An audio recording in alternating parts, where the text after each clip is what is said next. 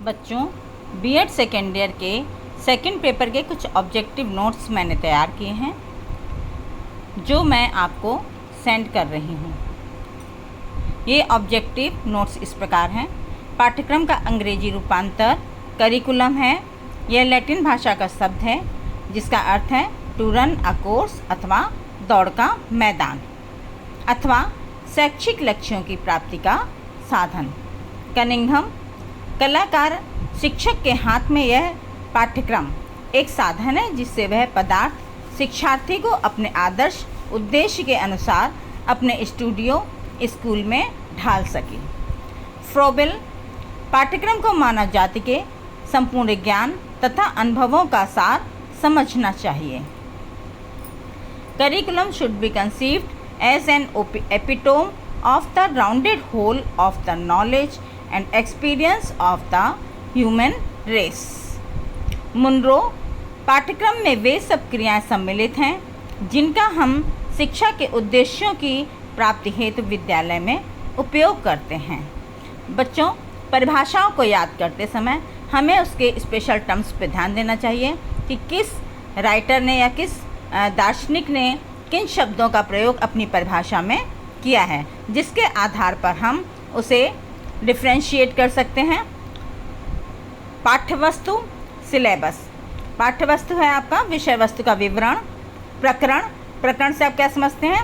विषय वस्तु के अंतर्गत शिक्षक द्वारा चयनित उपविषय या प्रकरण। पाठ्यक्रम विकास एक चक्रीय प्रक्रिया है। इसके 4 सोपान हैं या 4 तत्व हैं।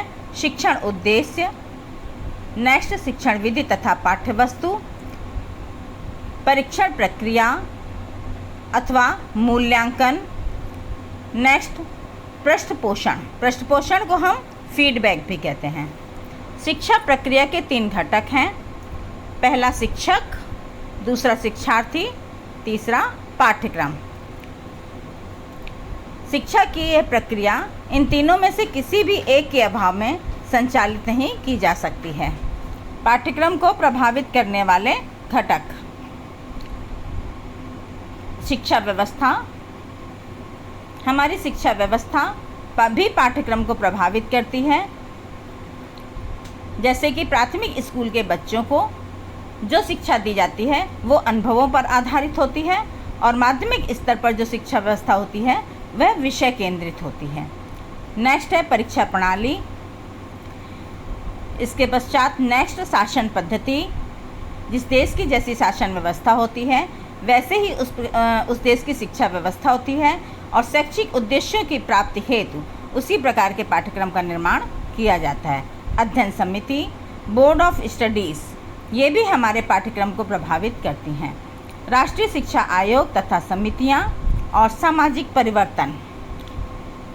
नेक्स्ट है पाठ्यक्रम के प्रकार।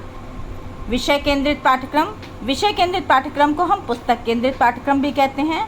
इसकी जो विशेषताएं और दोष हैं, पहले तो यह पाठ्यक्रम अमनोवैज्ञानिक है, कठोर है, इसमें रटने की आदत और परीक्षा पर बल दिया जाता है। लेकिन इसके जो विशेषताएं हैं वह हैं स्पष्ट उद्देश्य हैं, विषय वस्तु पूर्व निश्चित होती है जिससे शिक्षक और शिक्षार्थी को क्या पढ़ना है यह स्पष्ट हो जाता है। अध्यापन एवं परीक्षा में आसानी रहती है। नेक्स्ट हमारा पाठ्यक्रम का प्रकार है अनुभव केंद्रित पाठ्यक्रम।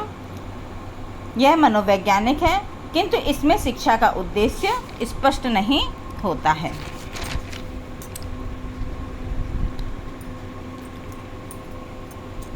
नेक्स्ट कार्य केंद्रित पाठ्यक्रम। इसमें कार्य को प्रधानता दी जाती है, यह एक्टिविटी पर आधारित होता है। नेक्स्ट है बाल केंद्रित पाठ्यक्रम। इसमें बालक की रुचियों, उसकी आवश्यकताओं, उसकी योग्यता को ध्यान में रखा जाता है। नेक्स्ट है शिल्प कला केंद्रित पाठ्यक्रम। इसमें क्राफ्ट शिल्प कला पर आधारित पाठ्यक्रम का निर्माण किया जाता है। सुसंबद्ध पाठ्यक्रम।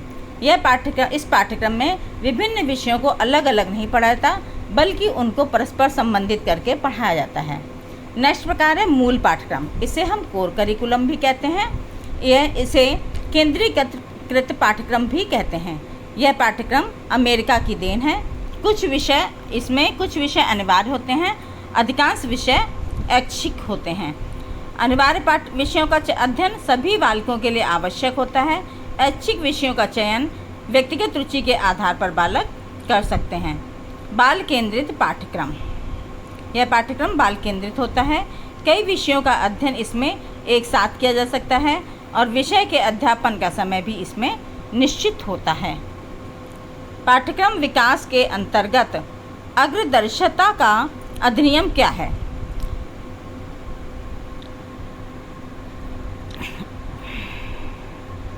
क्रियाओं इसमें उन क्रियाओं, वस्तुओं एवं विषयों को स्थान दिया जाता है जिनके द्वारा बालक को भावी जीवन में आने वाली परिस्थितियों का ज्ञान प्राप्त हो तथा जो उसमें उसे अनुकूलन व परिस्थितियों में परिवर्तन के योग्य बनाएं।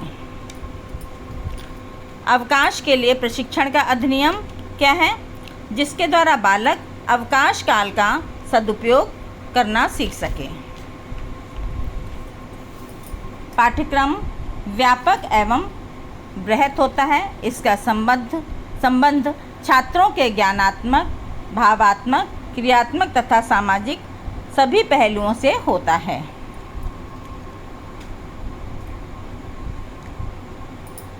पाठ्य विवरण, सिलेबस, यह किसी कक्षा विशेष के लिए निर्धारित विषयों का संग्रह है तथा पाठ्य विषयों का क्रमवार प्रस्तुतिकरण इसमें किया जाता है। पाठ्य विषय, कोर्स ऑफ स्टडी, इस बात का उल्लेख कि अध्यापक व छात्रों को कौन सी विषय वस्तु का अध्ययन व अध्यापन करना है। पाठ्यक्रम विकास में पाठ्यक्रम के प्रकार, बाल केंद्रित पाठ्यक्रम यह मनोवैज्ञानिक होता है। यह प्रयोगवादी विचारधारा पर आधारित होता है।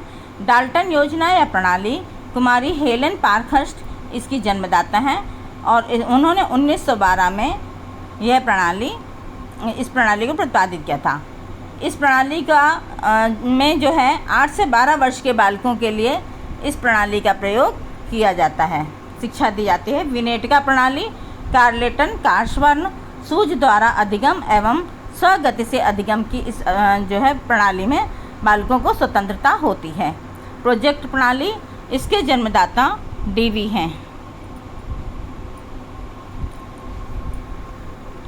प्रणाली उपागम का मूलभूत सिद्धांत यह है कि यदि चिंतन या विचार करना है तो छोटे छोटे अंशों में नहीं अपितु समग्र रूप से करना चाहिए। अर्थात किसी भी वस्तु का अध्ययन करना है तो हमें पहले उसको होल रूप में समझना चाहिए, फिर उसके छोटे छोटे अंशों का अध्ययन करना चाहिए। प्रणाली उपागम छात्र केंद्रित है।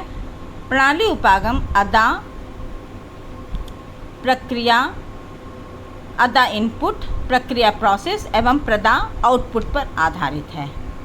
अदा एक तरह से हमारी जो है इंस्ट्रक्शंस होते हैं, अनुदेशन होते हैं।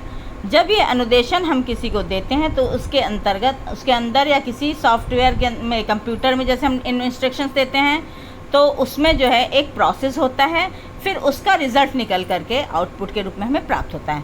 तो ठीक इसी प्रकार से जब हम बच्चों को कुछ सिखाते हैं तो उन्हें जो ज्ञान प्राप्त करता है उसमें उनका चिंतन होता है, मंथन होता है, उसके बाद उनके जो अधिगम बाहर निकल करके आता है, तो उसे हम प्रदा या आउटपुट भी कहते हैं।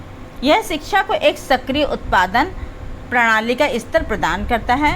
बराठी ने प्रणाली उपागम को कॉमन सेंस बाय डिज़ाइन कहा है, जिसका तात्पर्य है किसी समस्या को विश्लेषण तथा समाधान हेतु एक क्रमबद्ध व्यवस्था। प्रणाली जो कि प्रणाली है ही एक सिस्टम यानी कि एक क्रमबद्ध व्यवस्था। System approach to instructional design is known to common sense by design, a systematic way of analyzing a problem and solving it। प्रणाली अभियांत्रिकी में प्रमुख रूप से कठोर शिल्प उपागम होते हैं। प्रणाली विश्लेषण रैंड कॉरपोरेशन द्वारा सर्वप्रथम इसका प्रयोग किया गया। इसे नॉन हार्डवेयर या मृदुल शिल्प सॉफ्टवेयर कहते हैं।